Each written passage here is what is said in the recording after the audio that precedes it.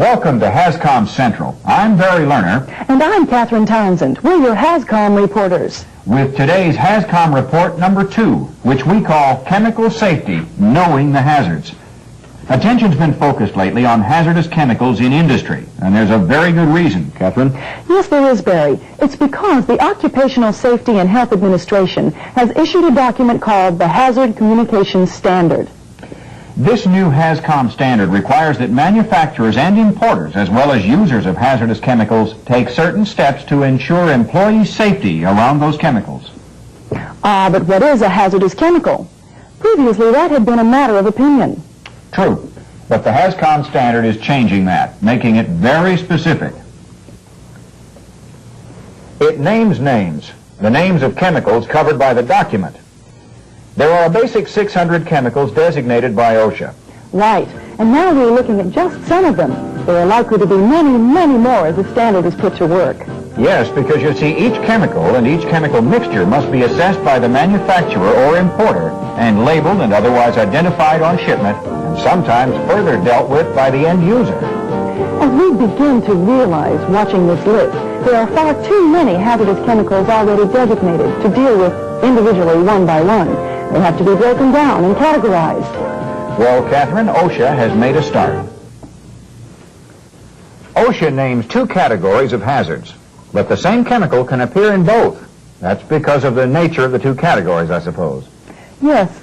The first category is physical hazards. This includes chemicals which can hurt you by exploding or catching fire or otherwise physically reacting. We've broken the physical hazards down into the categories you see below, expressed in technical terminology. Things that can catch fire or explode or react with other elements to cause a sudden release of energy.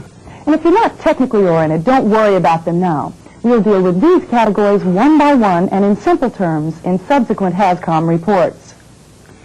The second category named by OSHA is health hazards. They include chemicals which can affect your health adversely. And here are the categories listed below in scientific terms. These are substances that can damage your liver, your brain, your respiratory system, and so on. We're talking about chemicals that can cause damage almost instantly, such as cyanide, but we're also talking about substances that can affect you over a long period of time, such as asbestos, and you may not even know it. These 19 classifications of hazards designated by OSHA in the HAZCOM standard include chemicals that you'll have to be taught to handle and deal with if you work with or even around them in your job. In the meantime, Catherine, it seems that it's not just the chemical itself we have to be concerned about. It's the concentration and the duration and conditions of your exposure to it that matter. In other words, the total exposure. There are some specific terms to define the acceptable exposure that's generally safe for human beings. Bill Worsham has the facts on that aspect of the HAZCOM story. Bill? In the field of hazardous materials, they speak in acronyms like TLVs and PELs. I'm here with industrial hygienist Ben Hardesty, who can translate for us. Ben, just what is meant by TLV? TLV stands for Threshold Limit Value. It was coined by an organization called the EGY-SAFE, which is an acronym for American Conference of Governmental Industrial Hygienists. The EGY-SAFE. You fellows use a lot of acronyms, don't you? Yeah, we have to. Otherwise, it would take us too long to say something. I can see that. But what about TLVs? Well, EGY-SAFE defines TLV to mean, and this is a quote, the time-weighted average concentration for a normal 8-hour workday and 40-hour work week to which nearly all workers may be repeatedly exposed day after day without adverse effect. Kind of like you can take this much without getting hurt? Kind of. The TLV is a number that an industrial hygienist can use as a guideline to determine the safe level of exposure for a given chemical. Can you give us a specific example of a TLV to make it a little bit more understandable? Sure, I'll try. Let's see. A good example of a TLV is the one for toluene. The TLV is 100 parts per million. That's 100 parts per million in the air we breathe, right? Well, it's really 100 parts per million in the air, but averaged over an 8-hour working day. This means that sometime during the day, the exposure to the worker may be slightly higher or lower than the 100 parts per million, but the average dose per day shouldn't exceed 100 parts per million. Most places will keep the average as low as practical, just to be on the safe side. Does a TLV ever change? It sure does, Bill. A new TLV list is published every year by the EGY-SAFE. When new toxicological information or human experience is received that indicates a change is necessary, within a few years, you'll see the TLV change. Then what's a PEL? Is that the same as a TLV? No, not exactly. PEL is another acronym that stands for Permissible Exposure Limit. It's used by the Occupational Safety and Health Administration, acronym OSHA, as a standard that you can't exceed. The TLV is a voluntary reference, but the PEL has the force of law behind it. So TLVs and PELs are used to tell us how much and how long we can be exposed to so-called hazardous chemicals without worrying about getting hurt. Yes, you could put it that way. Thank you. So employees in a plant where hazardous materials are either made or utilized should learn more than their ABCs, Catherine. They should be sure to learn their TLVs and PELs as well. Back to you. So, the HAZCOM standard demands that these TLVs and PELs for every possible hazard must be identified and communicated to employees who work around them. So they'll begin to know the difference between a safe exposure and an unsafe one. As you've seen, our research has identified major categories of hazards and the fact that each chemical is allotted a safe exposure limit. But when it was all through, we still came back to a fundamental question of this report. What is a hazard? To get more basic information, we sent our HAZCOM reporter, Judd Lindsay, to talk with an authority on the subject. Yes, and we're going to Judd right now. Judd? Catherine, I'm here with Professor Donald Vorstadt, who will try to fill in the chemical gaps in our story. Professor, when would you call a chemical substance a hazard? Well, first, let's talk about the properties of a chemical. Let's go over here. By the properties of a chemical, we mean how it reacts to heat, pressure, agitation, and other external stimuli. When you know the properties of a chemical, then you know under what circumstances it can prove to be, as you say, hazardous. Now, are you talking just about the complex chemicals you'd find in a modern plant? No, I'm talking about all chemicals. Gasoline, for example, such as you put in your car down at the service station. It has many properties, but you're very familiar with one of them, flammability. That property of gasoline can be very dangerous if you're not careful with it. Now, you know not to strike a match or smoke around gasoline because you know one of the properties is flammability, right? Certain chemicals have certain properties that make them dangerous if they're not handled carefully. Yes, that's all we're talking about. And I have identified 5 properties to be wary of in dealing with any chemical.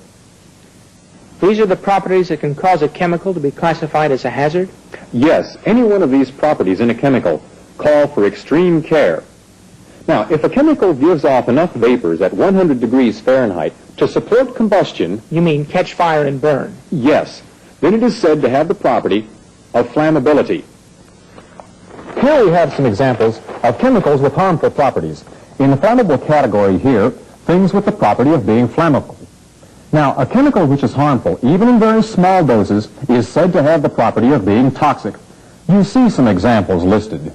I see that hexane is listed in both the flammable and the toxic category. Yes, because hexane has both those properties. Now, when a chemical reacts with skin and eats it away, it has the property of being corrosive. Here are some well-known examples of corrosives. I see a lot of acids in that category. When a chemical has oxygen as part of its composition, and that oxygen can react with other chemicals and ignite and burn, even though no other free oxygen is available, it has the property of being an oxidizer. And here are some examples. Yes, I recognize some of them. And if it explodes easily, of course, it has the property of being an explosive. And you have some examples there. So if you know that a chemical has one or more of these 5 properties, you need to take precautions in dealing with it, or even being around it for that matter. And these 5 properties are the properties that make a chemical into a potential hazard? That's a reasonably accurate statement. One final question, Professor. Because they are dangerous, Should people try to stay away from using chemicals with these properties entirely? That would be a little awkward. You couldn't use many household cleaners. You couldn't drive your automobile. You couldn't fertilize your lawn. Your girlfriend couldn't go blonde. You couldn't shoot your shotgun. You couldn't do a lot of things you've been doing most of your life. So they're safe to be around? If, big if, you know their properties and take precautions with them. Thank you, Professor.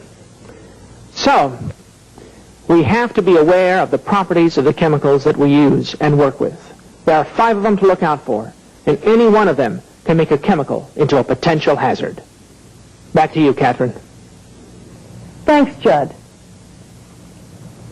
That gives us a better idea. If a chemical has the ability to hurt someone under inappropriate handling or storage conditions, it's a hazard, Barry.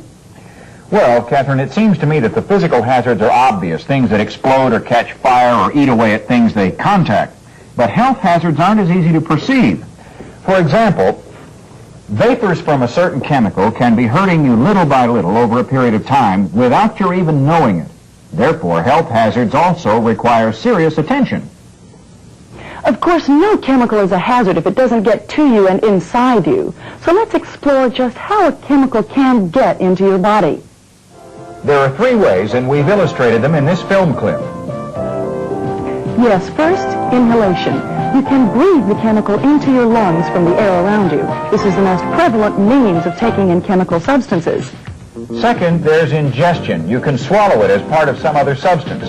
For example, eating with contaminated hands. This is the least prevalent means. And finally, there's absorption. You can absorb it directly into exposed skin. You can take in a chemical through hair follicles or sweat glands. And to very small molecules, the skin is no barrier at all. And you can take hazardous chemicals into your body in any of these ways without knowing you're doing so. Catherine, that gives the impression that we're all easy targets for chemical hazards on or off the job. It does, Barry. So we asked Dr. Hindley Madison, medical director of a large manufacturing facility, to join us. Dr. Madison, with so many ways to take in chemicals, how have we gotten along as well as we have so far? Well, Catherine, I guess you'd say that we're tough. The human body has a marvelous biological mechanism that gives it the capability to handle reasonably large quantity of these chemicals without any problem. Handle them? Yes, the body will inhale or ingest or absorb a potentially harmful chemical, go to work on it, break it down, usually detoxify it, and that is render the harmful effects harmless, and eliminate it from the body entirely. Then where's the dangers in these hazards we hear about, Doctor? Catherine, there's a limit to how much a given chemical the body can handle. Now, we call this limit a biological threshold, and it can vary from person to person. If you get too much, say overexposure, then the chemical can simply overwhelm the body's defenses and work its toxic effect on the body. Doctor, can you give us an example? Yes, there's a very common one, alcohol. Now, alcohol is toxic, yet the body easily handles the alcohol in, say, a glass of wine with dinner. However, if one drinks the whole bottle, well, the toxic effect could be very unpleasant the next morning. Then, Doctor, knowing these exposure limits, the TLVs and PELs and so on, is very important to someone working with or around chemical hazards? Yes, and especially where so-called chronic effects occur. Can you explain that a little further? Certainly. We classify bodily damage from the ingestion, inhalation, or absorption of hazardous chemicals into 2 categories. Acute effects, which do their damage quickly and show their symptoms either immediately or within a few days. And chronic effects, which take a long time to do their damage, and which only show their symptoms weeks, months, or even years later. The damage can be going on and the person may not be aware of it, Doctor? In the case of long-range chronic effects, the affected person doesn't know what's happening to him or her, and there's no easy way to tell. So the main protection against these long-working chemicals is to know the particular chemical and what the exposure limit is, and what we must do to reduce the risk. Thank you, Dr. Madison, for those insights. As far as acute or immediate effects are concerned, our research has identified some signs and symptoms to look out for. There are 4 different effects most often experienced by people who've been overexposed to a chemical hazard: irritation, itching or burning, nausea or dizziness, and trouble with breathing. If you have irritated eyes, nose, throat, or skin, if you have itching or burning of the skin, if you have dizziness and or nausea, if you're short of breath or have trouble breathing, if you experience any of those symptoms, seek medical assistance. Don't pass it off as nothing. Yes, that's extremely important, because repeated exposure to some chemicals could cause permanent injury to your health. The new HAZCOM document standardizes certain company responsibilities for informing you and training you to deal safely with hazards. But your best protection against chemical hazards is you and your attention to the guidelines set out for dealing with them in the safe manner prescribed. That's right. Simply knowing the hazards won't help you if you don't use your knowledge constantly. But how do you do that? Barry, experts have compiled a list of basic guidelines for personal safety around hazardous chemicals. Here they are. Always wear personal protective equipment. Wash thoroughly after using a hazardous chemical. Keep food and drink away from chemical areas. Don't smoke in chemical areas. Keep emergency areas clear. Remove unused chemicals. Store chemicals in limited quantities and proper containers. Keep incompatible chemicals in separate and secured areas. Dispose of chemical waste strictly according to approved procedures. Know and observe emergency procedures. Never hesitate to get medical attention. Finally, accept all the knowledge you are given about hazardous chemicals in the workplace and put your chemical safety knowledge to work personally. We've been reporting to you on the aspects of protecting yourself by knowing the hazards you face. We looked into the chemical hazards named by OSHA as covered by that standard. We introduced OSHA's 2 types of hazards: the physical hazards, which release energy, And the health hazards, which release toxicity. we heard about the exposure limits prescribed for various chemicals. We reported on the chemical properties that tend to make a substance dangerous, And on how these chemicals can enter our bodies. and sometimes in small quantities can even be detoxified and expelled without our knowing about it. We learned about the acute and chronic effects and signs and symptoms to look for. Finally, we ran through a list of guidelines and concluded that if you work with or around hazardous chemicals, your best protection is you. In future editions of the HAZCOM report, we'll deal with other aspects of the new OSHA standard. For now, I'm Barry Lerner. And I'm Catherine Townsend. We're your HAZCOM reporters, and this has been the second of our series of HAZCOM reports. Thank you for watching.